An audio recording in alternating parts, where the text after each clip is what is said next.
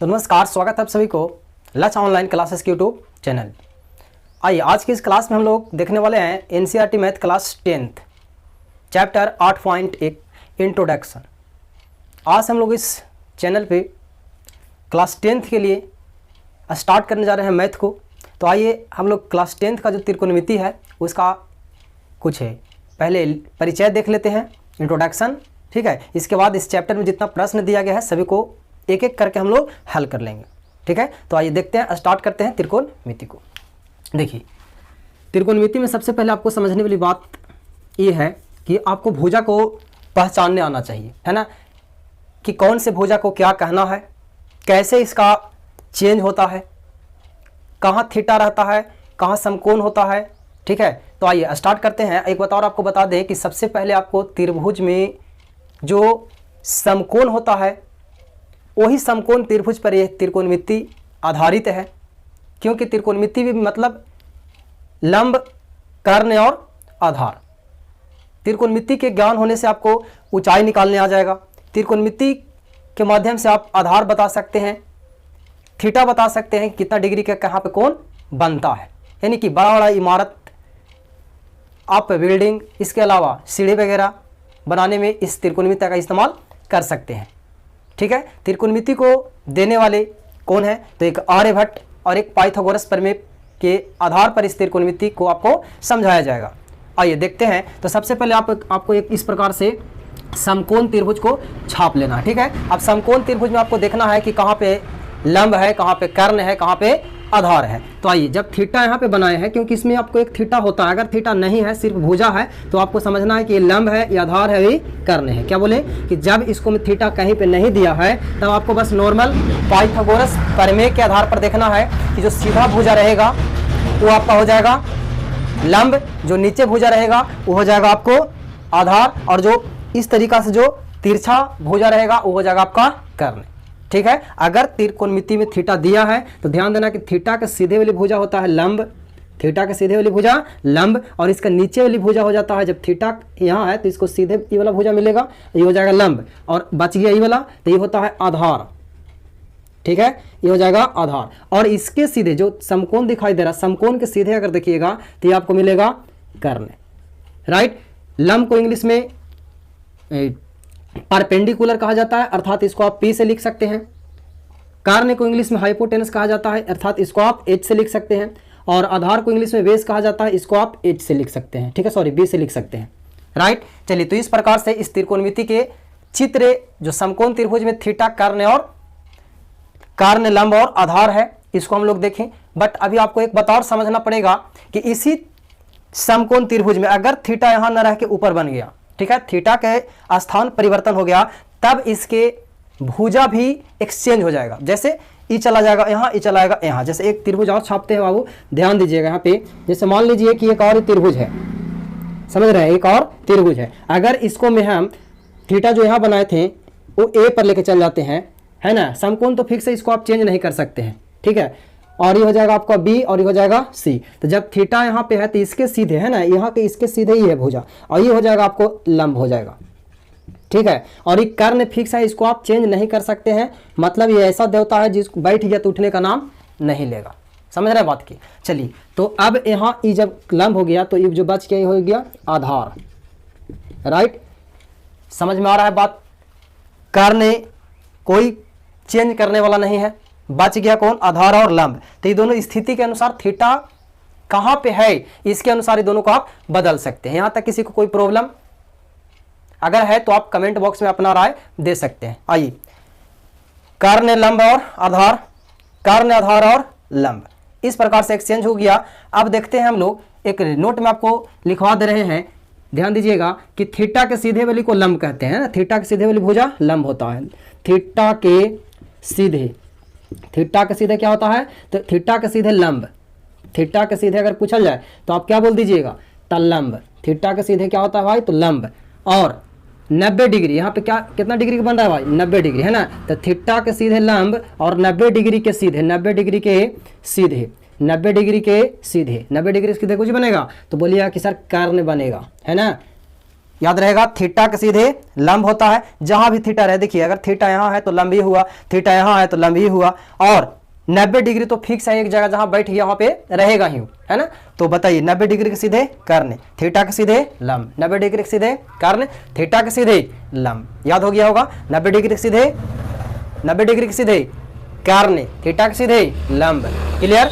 आइए अब देखते हैं हम लोग त्रिकोणमितीय अनुपात, जान गए, त्रिभुज पहचान गए, समकोण है, कहाँ कर्ण बनेगा, कहाँ लंब बनेगा, कहाँ आधार बनेगा, अगर इतना पहचान गए हैं तो आइए अब त्रिकोणमितीय अनुपात में चलते हैं। अगर पूछा जाए बताइए त्रिकोणमितीय अनुपात कितना है, ठीक है, त्रिकोणमितीय, त्रिकोण है ना, मितीय अनुपात, ठीक, त्रिकोणमितीय अनुपात। तो याद रखिएगा कि त्रिकोणमितीय अनुपात की संख्या 6, त्रिकोणमितीय अनुपात 6 है। जैसे कि आप पहले नंबर देख सकते हैं जिसको बोला जाता है साइन, देखो ये सबका शॉर्ट नेम होता है, जो हम लोग अभी पढ़ेंगे ना, साइन, कोस, टेन, सेक, कोसेक और कॉट, ये एक शॉर्ट नेम है। इसका एक फुल नेम अलग होता है, जैसे टेन के टेंजेंट होता है, कोस के कोसेंट होता है, मतलब इस प्रकार से होता है। चलिए उतना आपको नहीं समझना है, बस आप याद रखिए कि साइन है ना, sine cos, sine theta cos theta है ना, इसको आप नाम जानते ना है, जो पहले बार सुन रहे हैं ऐसा जो यहाँ पे छापे हैं ना, इसको नाम है थीटा। अगर आप जो बार बार भुला जा रहे हैं तो कहीं पे आप लिख लीजिएगा कि एक नाम है थीटा, ठीक है, इसका नाम है थीटा। तो साइन थीटा कॉस थीटा और साथ ही क्या होता है टेन थीटा। 3 सीधा होता है, 3 इसी का उल्टा होता है, 3 सीधा होता है, 3 इसी का उल्टा होता है। जैसे कि आप देख सकते हैं साइन के अगर उल्टा लिखेंगे तो यहाँ पे लिख देंगे हम कौशिक, क्या लिख देंगे कौशिक, और कॉस का उल्टा होता है सेक, कॉस का उल्टा सेक, और टेन का उल्टा होता है कॉट, टेन थीटा का उल्टा कॉट थीटा।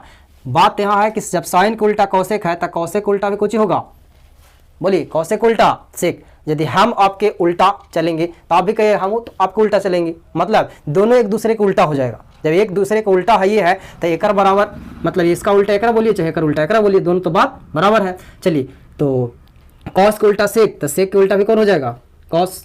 टेन का उल्टा होता है, टेन का उल्टा कॉट है ना, टेन का उल्टा कॉट, तो कॉट का उल्टा टेन। बोलिए क्लियर, इतना किसी को प्रॉब्लम नहीं सर। चलिए अब देखते हैं इस सब के भुजा के आधार पर फॉर्मूला। भुजा के आधार पर सूत्र क्या होता है कि साइन के सूत्र क्या होगा, कोस के सूत्र क्या होगा, टेन के सूत्र क्या होगा। बस आपको एक सेट के याद रखना है, दूसरा सेट इसका उल्टा ही होता है, तुरंत आपको याद हो जाएगा, है ना। आइए साइन थीटा के सूत्र अगर देखेंगे तो साइन थीटा के लिए सबसे पहले याद रखिएगा, अगर इंग्लिश में लिखना चाहते हैं तो लंब, इस देखो थोड़ा सा इसको याद रखना है ना। अगर सिद्ध करने पर जाइएगा, सिद्ध भी होता है, अगर सिद्ध करने पर जाइएगा तो आपका दिमाग से ऊपर ऊपर चला जाएगा, है ना।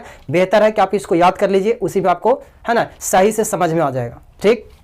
देखिए साइन के क्या होता है लंब, ठीक है, लंब बटा कर्ण। साइन के क्या होगा जी, तो लंब बटा कर्ण। अगर इंग्लिश में इसको आप लिखना चाहते हैं तो ऐसे लिख सकते हैं, लंब के इंग्लिश में क्या कहते हैं पी, अर्थात इसको पी कह सकते हैं, और इसको क्या कह सकते हैं कर्ण। कर्ण के क्या होता है तो एच होता है, ठीक है, एच होता है, यानी कि इसको पी बटा एच भी आप बोल सकते हैं। साथ ही साथ अगर आप इसको इंग्लिश लिखना चाहते हैं तो और है ना बड़े से लिख देते हैं पी बटा एच। आप लंब बटा कर्ण बोलिए चाहे पी बटा एच बोलिए, ठीक है। कॉस थीटा क्या होता है तो याद करना है आपको कि पहले आधार को लिखिएगा, है ना, आधार को लिखिएगा और इसके बाद फिर कर्ण को लिखिएगा, ठीक ना। पहले आधार को लिखना है फिर कर्ण को लिखना है। अगर इंग्लिश चाहिए इसको तो आधार को इंग्लिश में क्या बताए थे बेस, यानी कि आप इसको बी लिखिएगा, और कर्ण को तो जानवे करते हैं कि एच होता है, ठीक है।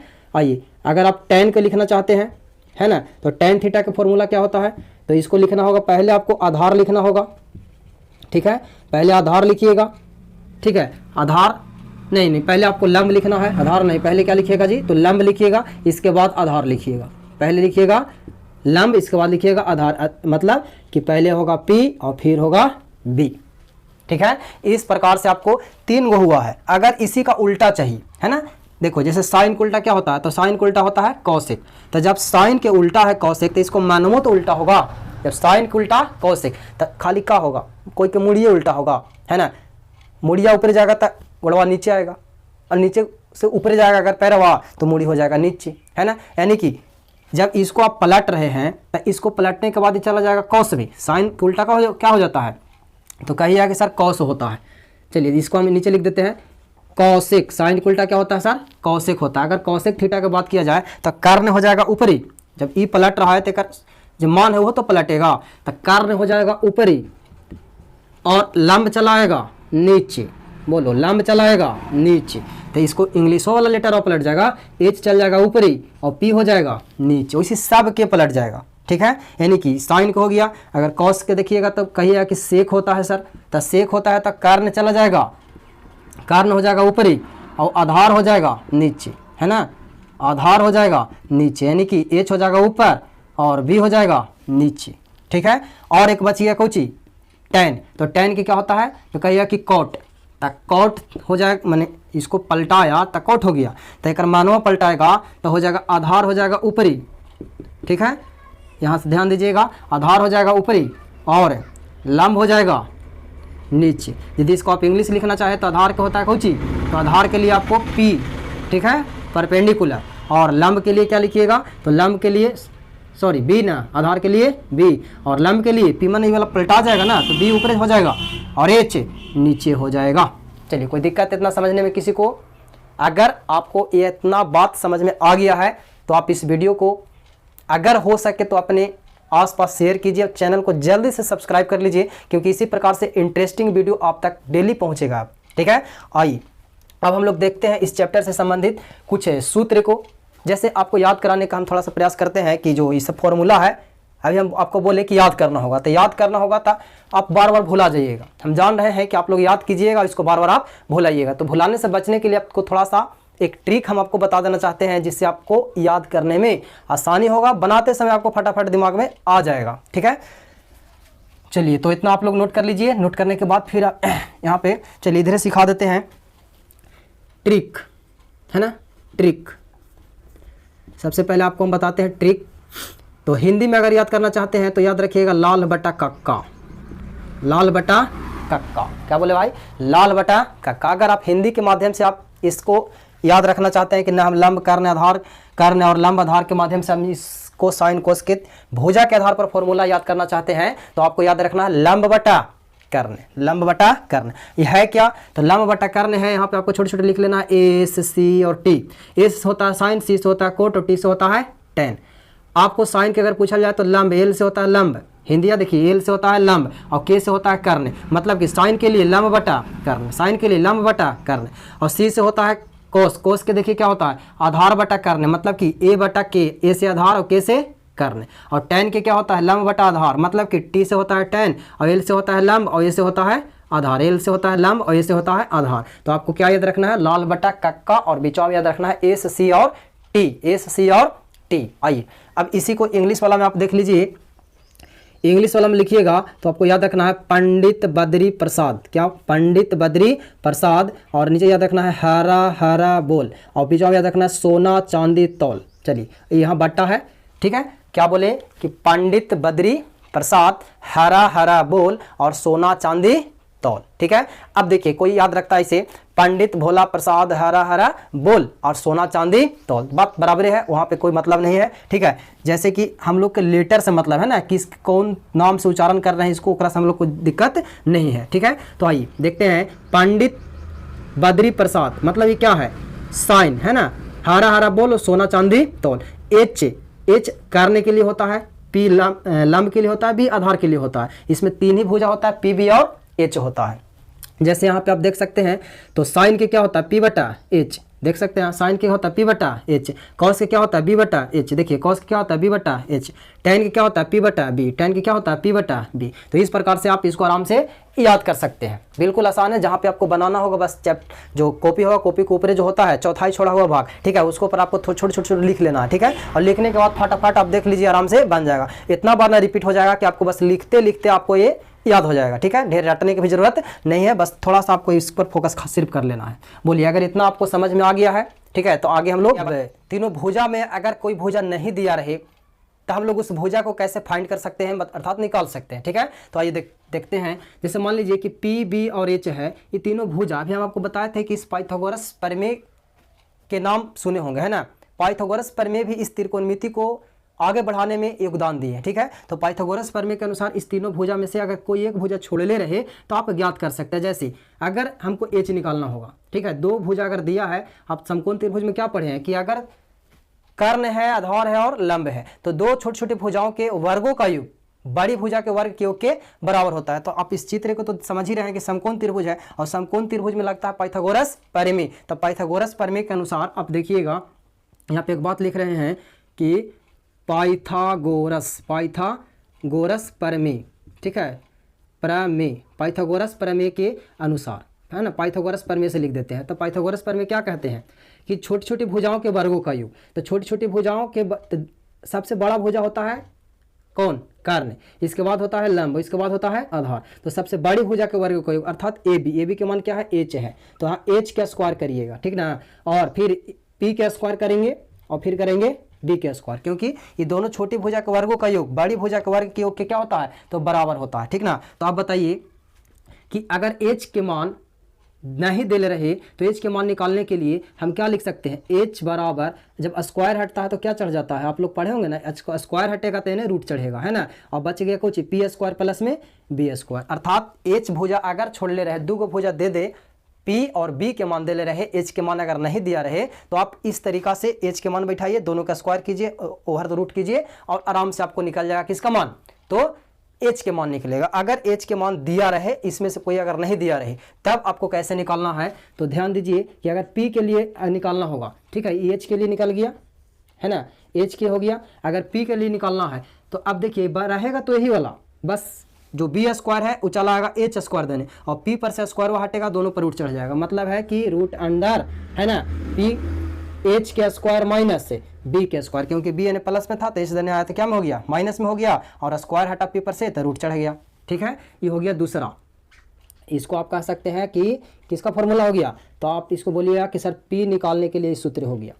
इसी प्रकार से अगर आपको निकालना होगा कोई चीज, पी और एच हो गया, अगर बी निकालने की जरूरत पड़ता है तो आप लिखिएगा कि बी बराबर, है ना, बी बराबर रूट अंडर क्या हो जाएगा? जब बी के छोड़ेंगे इधर तो पी के लाइएगा एच देने, तो एच प्लस में है और पी एन प्लस में से एन आएगा तो क्या हो जाएगा? माइनस में, अर्थात H square minus P square.